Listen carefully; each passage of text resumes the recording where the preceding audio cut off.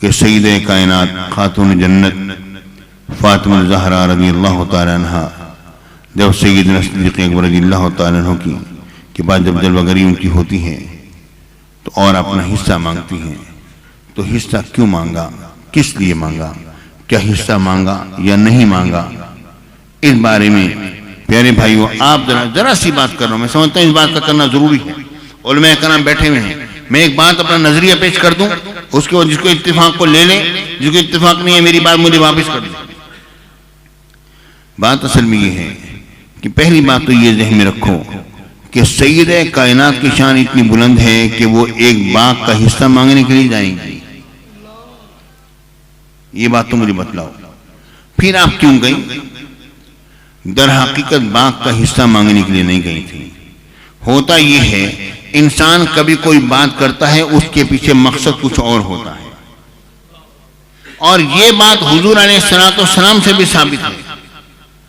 جب میرے آقا حضور علیہ السلام نے جب یہ دیکھا کہ یہ فنا قبیلے والے جو ہیں مدینہ منورہ کے مضافات کو چھوڑ کے مسجد نبوی شریف کے قریب گھر بنانا چاہتے ہیں، تو میرے آقا کو یہ بات پسند نہ آئی کہ مدینہ منورہ کے مضافات خالی ہو جائیں، تو حضور علیہ السلام نے کیا، بخاری کے اندر یہ بات پیش کر رہا ہوں، تو میرے آقا نے ان سے کیا فرمایا؟ میرے آقا نے فرمایا کیا تمہیں یہ بات پسند نہیں کہ یہ تم آتے جاتے ہو مسجد نبوی شریف تک، یہ جو تمہارا آنا جانا ہے، کیا تم ان قدمات کے چلنے پھرنے کو نیکی گمان نہیں کرتے ہو؟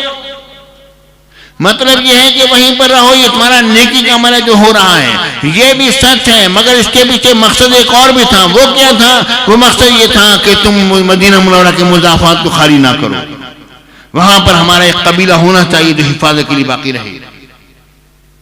تو پیارے بھائیو بات کبھی کچھ کہی جاتی ہے اور اس کے پیچھے مقصد کچھ اور ہوتا ہے۔ ملتان میں ایک کیس ہوا، مثال دیتا ہوں۔ ایک لڑکی نے عدالت میں دعویٰ کر دیا، بڑی حسین لڑکی تھی، دعویٰ کر دیا اس نے کہا جی فلاں بندہ میرا شوہر ہے اور مجھے گھر میں نہیں بساتا۔ جج نے بلا لیا اس کے شوہر کو، وہ لڑکا آ گیا، لڑکا بھی بڑا زبردست خوبصورت لڑکا۔ جج نے پوچھا بھائی یہ تمہاری بیوی ہے، تم اسے کیوں گھر میں نہیں بساتے؟ اس نے دعویٰ کیا ہے۔ اس نے کہا جی بات یہ ہے کہ میں کیسے گھر میں بساؤں گی، تو میری بہن ہے۔ بس اس نے یہ جملہ بولا، وہ اس کی بہن بولی، کہتی ہے دیکھیں جج صاحب یہ آپ کے سامنے اقرار کر رہا ہے کہ میں اس کی بہن ہوں، جب میں اس کی بہن ہوں تو اسے یہ کہو کہ میرے باپ کی وراثت میں مجھے میرا حصہ دینا۔ یہ تو باہر یہی کہتا ہے کہ میری بہن ہی یہ نہیں ہے، اب آپ کے سامنے اسے اقرار کیا ہے، یعنی اس کے بات کرنے کے پیچھے مقصد کچھ اور تھا۔ پیارے بھائی اس سید کائنات کے بات کرنے کے پیچھے مقصد کچھ اور تھا، یہ مقصد نہیں تھا کہ باپ کا حصہ مانگنے کے لیے آئی ہیں۔ وہ یہ بات جانتی تھی کہ میرے آقا حضور علیہ السلام نے فرمایا ہے اے میری پیاری بیٹی فاطمہ، سب سے پہلے تمہاری میری ملاقات ہوگی۔ آپ جانتی تھی کہ میں چند عرصے کے لیے ہوں، جب تھوڑے عرصے کے لیے یہاں پر ہوں، میرے چھوٹے چھوٹے بچے ہیں، ان کا ایک معاش کا ایک ذریعہ ہونا چاہیے۔ اے اگر آپ خلیفہ برحق ہیں، اب میں آپ سے حصہ مانگنے کے لیے آئی ہوں، مطلب کیا ہے کہ میرے بچوں کے معاش کا انتظام کیا جائے۔ سیدنا صدیق اکبر نے کیا جواب دیا؟ وہ ساری باتیں جانتے تھے۔ انہوں نے کہا ہاں بات یہ ہے کہ آپ کے بابا جانے کا فرمانے والی ہے کہ نانو الانبیاء لا نورث ما ترکنا فهو صدقہ، نانو معاشر الانبیاء، ہم انبیاء کی جماعت ہیں، ہمارا جو ہم چھوڑ جاتے ہیں وہ صدقہ ہوتا ہے، وہ ترکہ نہیں ہوتا۔ آپ ذرا دیکھیے غور کیجیے کہ یہ حدیث سید کائنات کو نہیں پہنچی ہوگی، صاحب البیت ادری بما فیہ، گھر والا بہتر جانتا ہے کہ گھر میں کیا ہے۔ آپ کو یہ بات حدیث نہیں پہنچی ہوگی تو کس کو پہنچی ہوگی؟ اس کے باوجود آپ پہنچی تھی، اس لیے کیونکہ آپ نے جا کے مطالبہ کیا۔ جب کہا تو سیدنا صدیق اکبر نے کیا جواب دیا؟ انہوں نے کہا بات آپ کے بابا جان کی وراثت تو نہیں ہے، مگر باغ فدق سے جس طرح معاملہ حضور کے زمانے میں چل رہا تھا اسی طرح ہی چلتا رہے گا، بس آپ کا مقصد پورا ہو گیا اور اب واپس آ گئے۔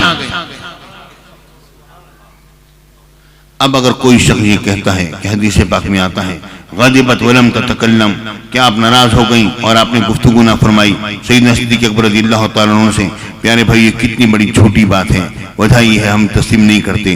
اگر حدیث میں یوں ہوتا نا غضبت ولم اتکلم، میں ناراض ہو گئی اور میں نے گفتگو نہیں کی، پھر تو ایک بات بنتی تھی۔ یہ تو کسی راوی نے یہ بات کہی ہے، جو کہ شامل کر دیے درمیان میں، اور اس بات کا اعتبار نہیں۔ اور ایسی بات کرنے والے کون ہیں؟ محمد بن شہاب زہری جو امام مدرجین ہیں، انہوں نے حدیث پاک درج کی۔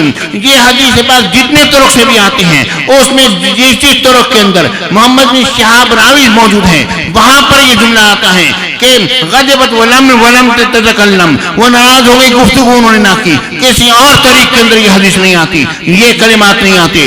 اس کا مطلب کیا ہوا؟ سید کائنات کی ناراضگی کا ثبوت کہیں پر نہیں ہے، یہ راوی کی اپنے ذہن کی اختراع ہے دوسرے پیش کی۔ سید کائنات تو اپنے بچوں کے لیے ذریعہ معاش کو طے کرانے کے لیے گئی تھی، وہ ہو گیا، معاملہ ختم ہو گیا۔ اس کے بعد پھر آپ گئیں بھی نہیں، واپس گئیں بھی نہیں۔ کیوں جاتے؟ جانے کا مقصد ہی نہیں، بات تو پوری ہو گئی تھی۔ پیارے بھائیوں، یہ ہے باغ فدق کا مسئلہ جو میں نے بیان کیا، اس میں کوئی خطا اور ثواب کی بات نہیں ہے۔ پیارے ساتھیو، ہم نے جو بات جو کر دی ہم نے کر دی، الحمدللہ۔ ہم اپنی بات کی پوری ذمہ داری سے بات کرتے ہیں۔ خواہ کے لیے آپ کو پرچی ہوتی ہے تو اس کا جواب دیا جا سکتا ہے، ٹھیک ہے نا؟ اور ہم نے جو بات جو کہی ہے کسی کے ذہن میں نہیں آتی، اپنے ذہن کو اپنے سنبھال کر رکھے۔ میں نے اہل سنت کا وہ موقع بیان کیا ہے جو کہ اسلم ترین راستہ ہے، جس کے اندر کسی کے اوپر کوئی بھی الزام نہیں آتا۔ میں نے اہل سنت کا وہ راستہ بیان کیا جو اسلم ترین راستہ ہے، جن پر کسی پر کوئی الزام نہیں آتا۔ ہم کسی کو الزام کیوں دیں؟ کیا الزام دینا ضروری ہے جب الزام دیں گے؟ پیارے ساتھی، یہ بات میں نے کرنا ضروری سمجھی، کیونکہ میں جانتا ہوں یہاں پر علماء کرام کی کثرت ہے، ان کے ذہن میں ایک میری بات بیٹھ جائے اور پہنچ جائے۔ اب آپ جا کے تحقیق کیجیے، اور ہر سوال کا جواب دینے کے لیے میں موجود ہوں اور میں غائب نہیں ہوں۔ رب کی بارگاہ میں دعا کرتا ہوں اللہ تعالیٰ آپ لوگوں کو زندہ سلامت رکھے، خوش اور آباد رکھے۔ اس پر ایک یہ اطلاع ہو سکتا ہے کہ پھر سیدنا صدیق اکبر رضی اللہ تعالیٰ عنہ پھر بعد میں کیوں گئے تھے؟ انہوں نے کہا تھا کیوں معذرت کیوں کی تھی؟ پیارے بھائی، وہ اس لیے گئے تھے کیونکہ یہ جانتے تھے کہ سید کائنات نے جس انداز میں کلام فرمایا ہے تو وہ اس کا جواب تو ہو گیا، لیکن ہو سکتا ہے کہ دل میں کوئی بات آئی ہو تو ظاہر ہے اتنی بڑی ہستی سید کائنات کے دروازے پر کھڑے ہو جائیں اور جا کے معذرت کریں۔ یہ کیا سیدنا صدیق اکبر کی عظمت نہیں ہے؟ کہ اہل بیت اطہار سے محبت کا دعویٰ نہیں ہے اور محبت نہیں ہے جو انہوں نے کی؟ رب کی بارگاہ میں دعا کرتا ہوں اللہ تعالیٰ ہم سب پر فضل و کرم فرمائے اور رحمت نازل فرمائے۔ آمین۔ وآخر دعوانا الحمدللہ۔